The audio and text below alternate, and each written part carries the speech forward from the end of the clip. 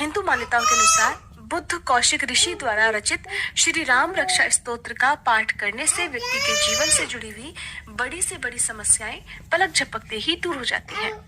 जिस राम रक्षा स्तोत्र में भगवान राम के गुणों का विस्तार से वर्णन किया गया है, वह एक तरह से सुरक्षा कवच की तरह काम करता है, जिसके पुण्य फल से भक्तों की तमाम तरह की परेशानियां हमेशा के लिए दूर हो जाती हैं। आज के दिन श्री रामचरितमानस का भी पाठ करना चाहिए। अब सुनिए आज के दिन सुनी जाने वाली पौराणिक कथा।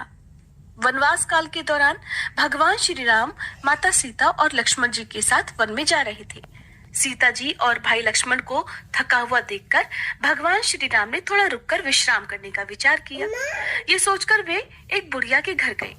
उस समय बुढ़िया सूत काट रही थी। बुढ़िया ने उनकी खूब आवभगत की, बिठाया, स्नान ध्यान करवाकर भोजन करवाया। तब भगवान श्री राम कहने लगे, बूढ़ी माई, पहले मेरा हंस मोती चुगाओ तो मैं भी करूं। बुढ़िया बेचारी के पास मोती कहाँ से आए? जो सूत काट कर गुजारा करती थी, उसके पास मोती भला कहाँ से आएगा? अतिथि को ना कहना भी वो ठीक नहीं समझती थी। बड़ी दुविधा में पड़ गई। इसलिए अपने दिल को मजबूत करके वह बूढ़ी माई राजा के पास पहुंच गई और अंजलि भरकर मोती देने के लिए विनती करने लगी। राजा अचंभे में पड़ गया कि इसके पास खाने को दाने नहीं है और मोती उधार मांग रही है, और ऐसी स्थिति में बुढ़िया से मोती वापस लेने का सवाल ही नहीं उठता। आखिरकार राजा ने अपने नौकरों से कहकर बुढ़िया को मोती दिलवा दिए। अब बुढ़िया बड़ी खुशी खुशी मोती लेकर घर आई, हंस को मोती चुगाए और मेहमानों की आवभगत की।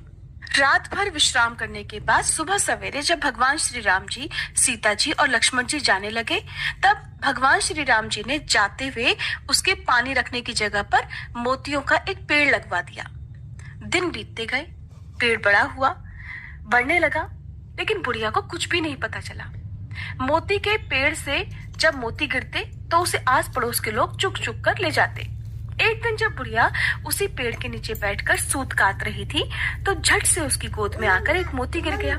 बुढ़िया को तब पता चला कि उसके आंगन में तो मोतियों का पेड़ है। उसने जल्दी से मोती बांधे और उन्हें एक कपड़े में बांधकर वह राजा के किले की ओर बढ़ चली। उसने मोती की वह पोटली राजा के सामने ले जाकर रख दी। इतने सारे मोती देखकर राजा हैरानी में पड़ गया। उसके पूछने पर सीधी सादी बुढ़िया ने राजा को सारी बात बता दी। सुनकर राजा के मन में लालच आ गया। वह बुढ़िया से मोती का पेड़ ही मांगने लगा। तब बुढ़िया ने कहा कि आसपास के सभी लोग ले जाते हैं, राजा जी आप चाहें तो आप भी ले लें, मुझे क्या करना है। राजा ने तुरंत ही वह पेड़ मंगवा लिया और अपने दरबार में लगवा लिया। पर भगवान श्री राम जी की मर्जी, मोतियों की जगह कांटे ही कांटे हो गए और लोगों के कपड़े उन कांटों से खराब होने लगे। एक दिन रानी की एड़ी में भी एक कांटा चुभ गया और बड़ा कष्ट देने लगा। तब राजा ने गुस्से में आकर वह पेड़ उठवाकर वापस बुढ़िया के घर ही भिजवा दिया। अब पेड़ पर पहले की तरह से में आकर वह पेड़ उठवाकर वापस बुढ़िया के घर ही भिजवा दिया। अब पेड़ पर पहले की तरह से मोती लगने लगे और बुढ़िया भी आराम से रहती और लोगों में खूब मोती बांटती। इस कथा को सुनने के बाद भगवान श्री राम को भोग लगाते समय तुलसी पत्र अर्पित करने से जीवन की सभी मनोकामनाएं पूर्ण हो जाती हैं। उम्मीद है आज की ये कथा आपको पसंद आई होगी। अगर अच्छी लगी हो तो कमेंट करके जरूर बताइएगा।